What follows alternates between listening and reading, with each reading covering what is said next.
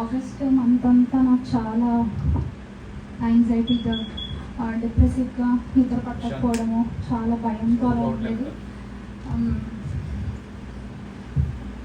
ఆ వీక్ అంతా అలానే, ఆ మంత్ అంతా అలానే గడిచింది.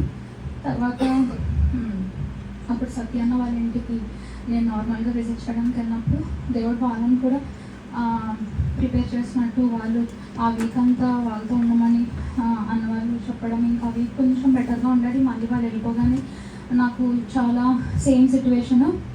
ఆ తర్వాత సౌజన్య అక్క వాళ్ళ ఇంట్లో కొన్ని డేస్ ఉన్నప్పుడు అలానే అలా మనుషులతో ఉన్నప్పుడు కొంచెం మంచిగా ఉండేది, నిద్ర పట్టేది, కానీ యాంగ్జైటీ కానీ లోన్లీనెస్ అదంతా అలానే ఉండేది. తర్వాత ఒకరోజు ఆగస్ట్ లాస్ట్ వీక్ ముందు వీక్ నేను చర్చ్కి వచ్చాను. అప్పుడు అన్న వాక్యం అయిపోయిన తర్వాత ప్రేయర్ చేశారు, చిన్న వర్షిప్ లాగా. అదే టైంలో మధ్యలో వచ్చి నాకు ప్రేయర్ చేశారు. ఆ తర్వాత నుంచి నెక్స్ట్ ఒక 1 వీక్ కొంచెం అలా ఉంది, కానీ ఇంకా కంప్లీట్గా నాకు భయం, యాంగ్జైటీ అదంతా దేవుడి వల్ల పోయింది.